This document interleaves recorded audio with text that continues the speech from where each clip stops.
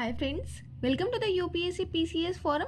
आज हम एनसीईआरटी के एमसीक्यू सीरीज में रिवोल्ट ऑफ 1857 से रिगार्डिंग क्वेश्चंस को देखेंगे। इसके पहले मैं आपको बोलूँगी प्लीज़ फ्रेंड्स, अगर आपने चैनल को शेयर एंड सब्सक्राइब नहीं किया है तो चैनल को जरूर शेयर एंड सब्सक्राइब करें एंड कमेंट सेक्शन में बताना ना भूलें वीडियो कैसा लगा आपको। चलिए स्टार्ट करते हैं पहले नंबर क्वेश्चन से। विच one of the following was not a cause of revolt of 1857? Revolt of 1857 के रिगार्डिंग हमने पहले भी बहुत सारी चीज़ें डिस्कस की हैं कि उनके फेल्योर का रीज़न क्या रहा है। क्योंकि वो पावर पहले तो कंसोलिडेटेड पावर नहीं थी, कोई भी लीडरशिप नहीं था किसी भी रीजन में, उनका डिमांड भी सेम नहीं था, नेशनलिज्म की पावर नहीं थी, वेपन जो थे वो यूज़ किए जा रहे थे, वो रिडेंडेंट थे। तो ये सारी चीज़ें थी जो रीज़न बनी थी किसका, मतलब फेल्योर ऑफ द 1857। और इसका कॉजेस क्या क्या थे? इसके कॉजेस सोशल, इकोनॉमिक, पॉलिटिकल, ये सारे ही कॉजेस थे।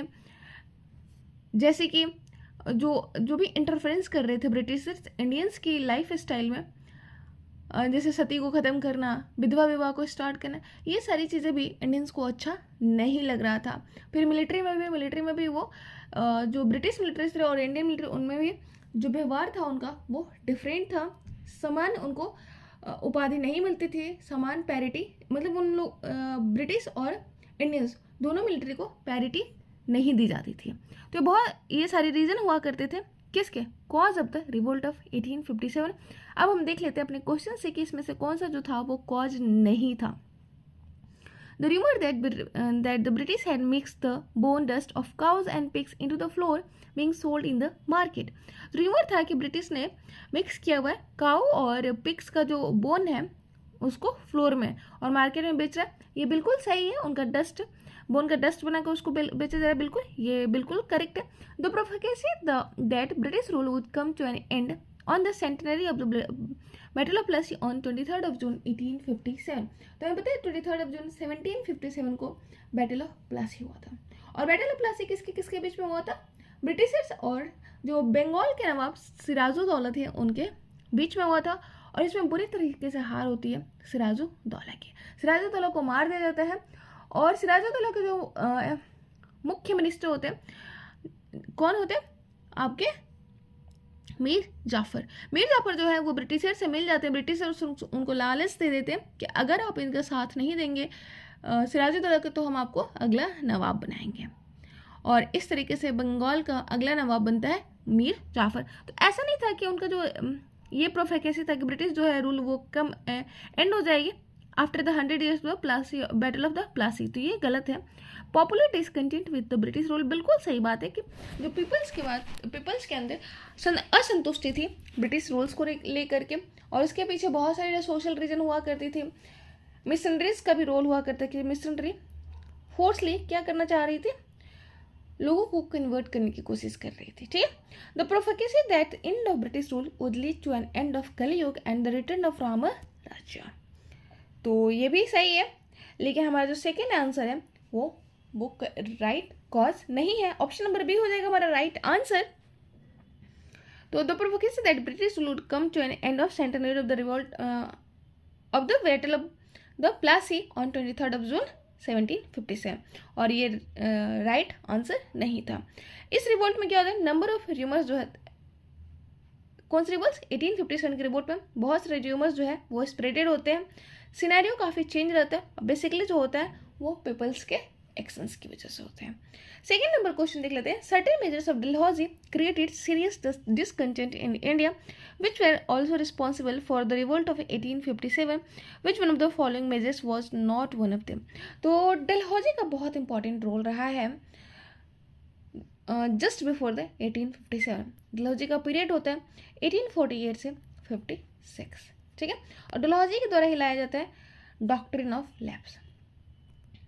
और डॉक्ट्रिन ऑफ लैप्स में क्या होता है कि जो भी प्रिंसली स्टेट है और उनके मेल हेयर अगर नहीं है, लीगल मेल हेयर, तो क्या करेंगे, वो अडॉप्ट नहीं करेंगे। अगर वो अडॉप्ट करेंगे तो वो लीगलाइज्ड नहीं माना जाएगा और वो ब्रिटिशर्स के द्वारा एनेक्स कर लिया जाएगा। और इसकी वजह से बहुत सारे जो स्टेट थे उनको एनेक्स कर लिया गया, जैसे कि सतारा, बघौत, संबलपुर, झांसी एंड नागपुर, और भी हैं जिनको एनेक्स कर लिया जाता है। ठीक है। और साथ ही साथ वीडियो मैरिज भी स्टार्ट किए जाते हैं इनके साथ द्वारा। वीडियो मतलब वैसे तो एक्ट आता है किनके टाइम पे, कैनिंग के टाइम पे, तो 1856 वाला पीरियड हो जाता है। इनका पीरियड 1848 से 56 है, और 56 में स्टार्ट हो जाता है कैनिंग का भी पीरियड। तो इनका ये भी रोल रहता है। तो डॉक्ट्रिन ऑफ लैप्स बिल्कुल सही बात है। Fear of loss of religion and caste, ये भी सही बात है। Abolition of titles and pension of the several rulers, ये भी बिल्कुल सही बात है। एजुकेशनल रिफॉर्म्स की वजह से नहीं होता है। एजुकेशनल रिफॉर्म यानी मिल जाते हैं उस डिस्पैच आते हैं इनके टाइम पे। और इसके अकॉर्डिंग क्या होता है कि जो भी प्राइमरी क्लास है उसमें वर्नाकुलर लैंग्वेज जो है वो अलाउ किया जाता है प्राइमरी क्लास में एजुकेशन के लिए, ठीक है। जबकि इसके पहले इंग्लिश सिस्टम को अपनाया गया था। एजुकेशन सिस्टम है जिसको मैकिले मैन्यूट के द्वारा प्रमोट किया गया था। इंग्लिशिस्ट और ओरिएंटलिस्ट के बारे में मैंने बताया था कि दोनों ओरिएंटलिस्ट जो थे वो एशियन कल्चरल सिस्टम को प्रमोट कर रहे थे, जबकि इंग्लिशिस्ट जो थे वो कहते थे कि इंडियंस जो है मतलब इंडियंस का जो एजुकेशन सिस्टम है वो बहुत ही रिडेंडेंट है, बहुत ही सब स्टैंडर्ड टाइप का है। सिर्फ वेस्टर्न एजुकेशन सिस्टम ही इसको सिविलाइज कर सकता है। तो ऑप्शन नंबर डी हो जाएगा हमारा राइट आंसर, क्योंकि एजुकेशनल रिफॉर्म्स की वजह से सीरियस डिस्कंटेंट नहीं होता। ऑप्शन नंबर डी हो जाएगा हमारा राइट आंसर। 1854 में आता है आपका चार्ल्स वुड्स डिस्पैच, और वो रिलेटेड होता है किससे, एजुकेशन ऑफ इंडिया से। और इसके अंतर्गत क्या होता है, department of public institution established होता है। सारे ही प्रोविंसेस में बहुत सारे एजुकेशनल इंस्टीट्यूशन सेटअप किए जाते हैं from primary to university level. Primary से यूनिवर्सिटी लेवल तक एजुकेशनल इंस्टीट्यूशन को इस्टेब्लिश किया जाता है। टीचर ट्रेनिंग भी दिया जाता है। Certain measures of Dalhousie such as doctrine of lapse, fear of loss of religion, caste among natives and abolition of titles, ये सारी की वजह से क्या होता है, क्रिएट होता है पीपल्स के अंदर डिसकॉन्टेंट, असंतुष्टि, और वो रिजल्ट बनता है किसका, रिवोल्ट ऑफ 1857 का। नेक्स्ट क्वेश्चन देख लेते हैं, third number. The first revenue settlement known as the summary settlement was enacted in which of the following year। तो summary settlement जिसको revenue settlement भी कहा जाता है वो कब इनेक्ट होता है, तो वो इनेक्ट होता है 1856 में। और 1856 में वो इनेक्ट होता है कहाँ पे, अवध रीजन में। अवध वही रीजन है जहाँ पे मिस गवर्नेंस के आधार पर उसको एनेक्स कर लिया जाता है, ठीक है। तो ये आप ध्यान। और सेटलमेंट जो है प्रोसीड करते हैं ऑन द एजम्पशन दैट, क्या एजम्पशन करते हैं कि जो तालुकदार होंगे वो इंटरलोपर्स होंगे with no permanent claims on the land. तो वो इंटरलोपर्स होंगे जिसका कोई परमानेंट क्लेम नहीं होगा लैंड्स के ऊपर, और जिसको उन्होंने स्टेब्लिश करके रखा हुआ है फोर्स और फ्रॉड के द्वारा, ठीक है।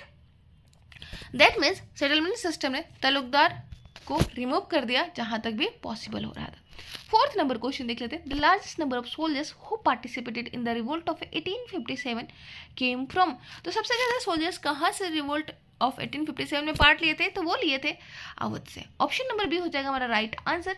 अवध से बहुत सारे जो सिपाहीज थे उन्होंने पार्टिसिपेट किया था, और इसीलिए अवध को क्या कहा जाता है, nursery of Bengal army.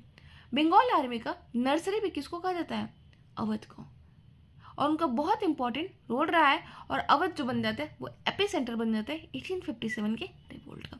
Next question देख लेते हैं, fifth number. Which one of the following military causes responsible for the 1857 salaries and pension related issue between the Indians and British soldier, doctrine of lapse, no intervention policy of John Lawrence, setting of Inam commission. हमें बताना होगा इनमें से कौन सा जो है option वो करेक्ट है। तो एक चीज़ आपको ध्यान में रखना होगा कि अगर कॉजेस की सिर्फ बात की जाए तो डॉक्ट्रिन ऑफ लैप्स भी हमारा आंसर होता है, लेकिन यहाँ पे स्पेसिफिकली पूछा जा रहा है मिलिट्री कॉजेस। तो बहुत ध्यान से हमें एग्जाम में ना क्वेश्चन बनाने होते हैं, क्योंकि हम थोड़ा सा भी इधर उधर ध्यान रखेंगे या हमारा माइंड काम नहीं होगा, हम रिलैक्स्ड नहीं होंगे, हम बहुत ज़्यादा टेंशन में होंगे, तो हम आते हुए क्वेश्चन को भी गलत कर सकते हैं। और ये मेरा खुद का बहुत अच्छा एक्सपीरियंस रहा है, तो आप ध्यान रखेंगे ऐसे क्वेश्चंस को बनाने में। तो ऑप्शन नंबर जो ए होगा हमारा वो राइट आंसर हो जाएगा, क्योंकि यहाँ पे पूछा जा रहा है मिलिट्री कॉजेस। क्योंकि मुझे खुद 5 प्रीलिम्स निकालने का एक्सपर्टीज़ रहा है, मतलब 2 यूपीएससी 3 बीपीएससी प्रीलिम्स, तो इसलिए मुझे पता है कि आप थोड़ी सी भी गलती करेंगे तो हमारा प्रीलिम्स छूट जाता है, ठीक है। और एक बार मेरा 2 मार्क्स से प्रीलिम्स छूट गया था यूपीएससी में, और वो भी मेरी गलती थी। तो ऑप्शन नंबर हमारा ए हो जाएगा right answer. Salaries and pension related issues between the Indian and British soldiers. The Indian soldiers in the British Army were treated differently from their English counterpart. जो मैंने बताया कि मिलिट्री कॉजेज भी बहुत important role play कर रहे थे। तो इसमें क्या होता था कि जो इंडियन सोल्जर्स होते थे उनको ब्रिटिश आर्मी से डिफरेंट ट्रीट किया जाता था, ठीक है। और जो इंडियन सिपोज थे उनको भत्तास भी नहीं दिया जाता था। अगर उनको कोई दूसरे काम में इन्वॉल्व किया जाता था तो उनको भत्तास भी नहीं दिया जाता था। पोस्ट ऑफिस एक्ट के द्वारा क्या होता है, पोस्ट ऑफिस एक्ट 1854 के द्वारा ये भी कर देते थे कि उनको जो प्रिविलेज थी सेंडिंग लेटर्स का अपने रिलेटिव्स को, वो भी स्टॉप कर दिया जाता है, फ्री ऑफ कॉस्ट स्टॉप कर देते। तो ये सारी चीज़ें क्या करती हैं, फाइनली डिसकंटेंट की प्रवृत्ति लेके आती है किसमें, जो पीपल्स होते हैं, जो सोल्जर्स होते हैं उनमें। 6 नंबर क्वेश्चन देख लेते हैं। With which uprising is Mangal Pandey associated. तो कौन से अपराइजिंग से मंगल पांडे जो है वो एसोसिएटेड है, ये हमें बताना है। बैरकपुर, दिल्ली, मेरठ और नन ऑफ द एबव हमें ये बताना है। तो मंगल पांडे जो है वो एसोसिएटेड थे बैरकपुर के अपराइजिंग से, और उनको 29 मार्च 1857 को हैंग कर लिया जाता है, मतलब फांसी दे दिया जाता है सिंगल हैंडेडली अटैक, क्योंकि वो अटैक करते हैं अपने सुपीरियर ऑफिसर्स के ऊपर। और इस इवेंट को क्या कहा जाता है, बैरकपुर जो इवेंट्स था उसको बोला जाता है precursor of the revolt of 1857। तो ध्यान रखेंगे precursor of the revolt of 1857 किसको कहा जाएगा, तो वो कहा जाता है बैरकपुर का जो रिवोल्ट हुआ था बैरकपुर में, जहाँ पे जो मंगल पांडे जी थे जिन्होंने अटैक किया था अपने सुपीरियर्स के ऊपर, और इस वजह से उनको फांसी पे लटका दिया जाता है 29 मार्च को 1857। बैरकपुर आपको पड़ता है वेस्ट बंगाल में। 7th नंबर क्वेश्चन देख लेते हैं। Consider the following statement regarding causes of revolt of 1857। तो यहाँ पे पूछा जा रहा है कि कौन सा स्टेटमेंट जो है वो करेक्ट है regarding the cause of the revolt of 1857। तो पहला है denial of adoption of child by the childless king, doctrine of lapse, ठीक है। The British policy of looking down upon Indian subject. British policy जो looking down कर रही थी किसको, ब्रिटिश इंडियन सब्जेक्ट्स को, जैसे कि सती को ख़त्म करना, उनकी लाइफ स्टाइल में दखल देना, एजुकेशन सिस्टम जो था डिस्क्रिमिनेशन, मतलब वेस्टर्नाइज एजुकेशन को प्रमोट करना, ये सारी चीज़ें थी। Discrimination among English and Indian soldiers, one of the important reason for the military cause, social reforms and conversion to the Christianity। all of the above हमारा राइट आंसर हो जाएगा, क्योंकि यहाँ पे चारों ही ऑप्शन हमारे करेक्ट हैं।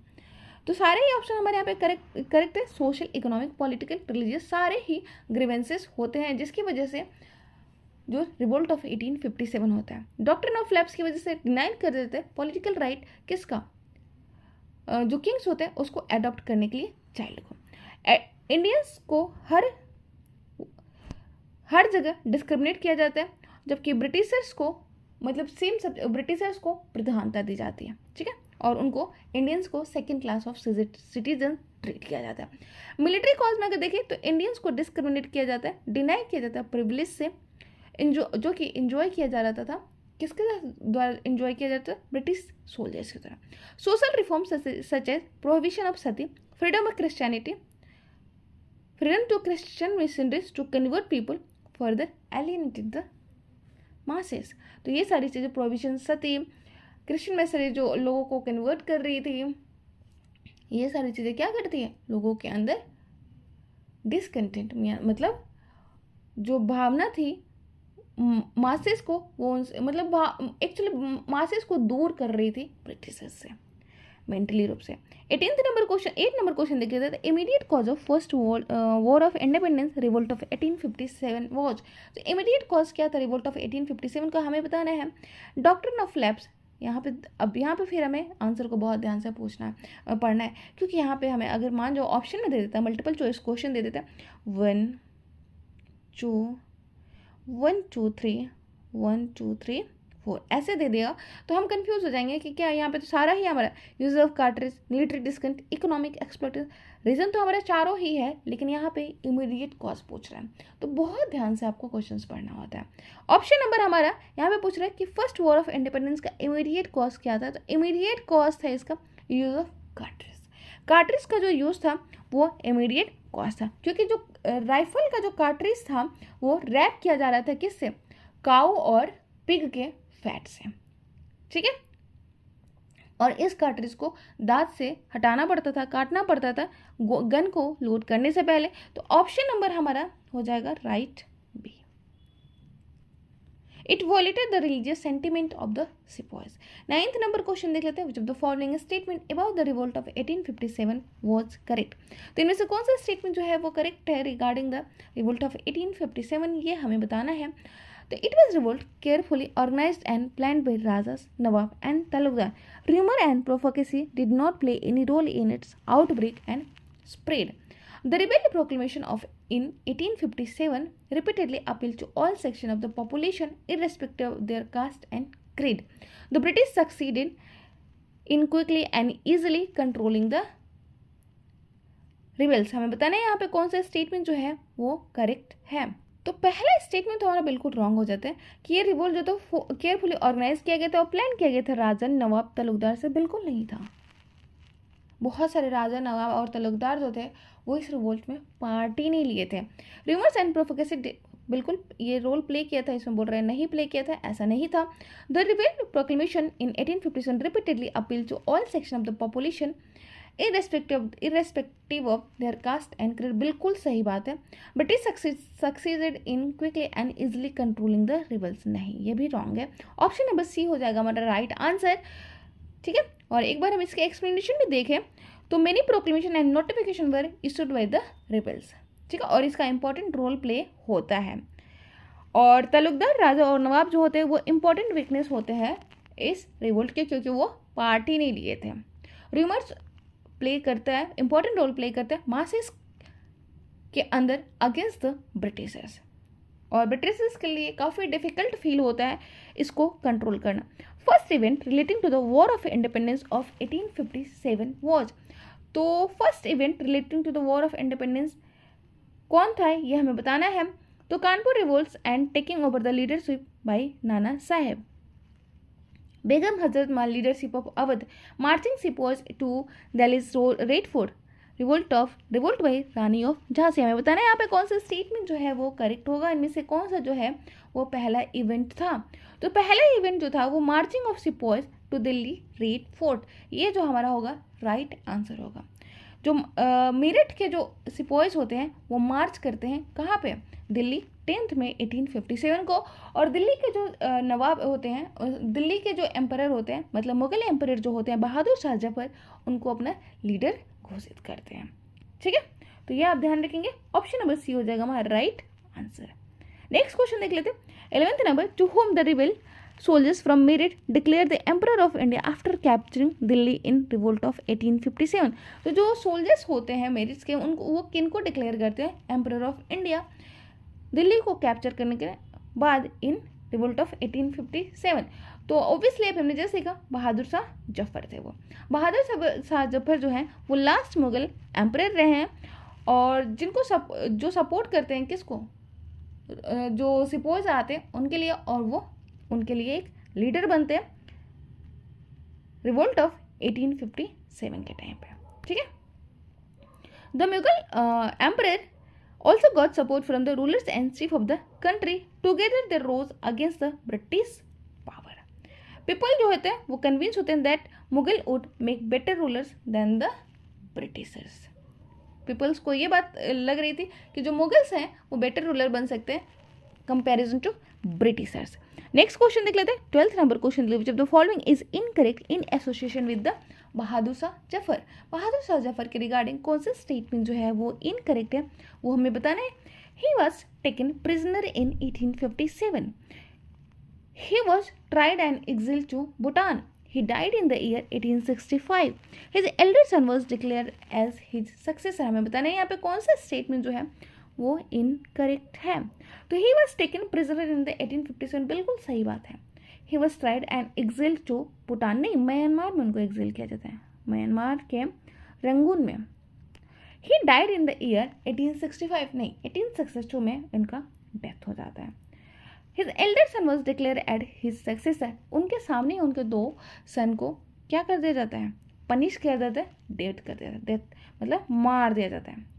तो यहाँ पे पूछा जा रहा है इनकरेक्ट तो हमारे ये तीनों ही है, हो सकता है यहाँ पे मिसकंसेप्ट, करेक्ट आंसर पूछा जा रहा है और करेक्ट आंसर हो जाएगा हमारा ऑप्शन नंबर ए, क्योंकि उनको प्रिजनर बना लेते हैं 1857 में। बाकी तीनों ही ऑप्शन हमारे रॉन्ग है, स्टेटमेंट रॉन्ग है। और 13th नंबर क्वेश्चन देख लेते हैं, who was the chief commander of the troops during the uprising of 1857। तो 1857 के अपराइजिंग के टाइम पे कौन था चीफ कमांडर, ये हमें बताना है। तो चीफ कमांडर के रूप में कौन थे, जनरल बख्श खान। ऑप्शन नंबर सी हो जाएगा हमारा राइट आंसर। जब ब्रिटिश ऑक्युपाइड कर लेते हैं दिल्ली को सितंबर 1857 में, तो बख्श खान जो है वो फिर कहाँ चले जाते हैं, लखनऊ में, और कंटिन्यू कर देते हैं अपने बैटल्स को ब्रिटिशर्स के अगेंस्ट में। उनका डेथ हो जाता है 13 मई 1859 को। वो अपने मतलब दिल्ली में वो रिवोल्ट करते हैं अपने बरेली ट्रुप्स के साथ। तो ये आपको ध्यान में रखना है। आज के लिए इतना ही, नेक्स्ट क्लास में हम 14th नंबर क्वेश्चन से देखेंगे। Thank you so much, bye, good night.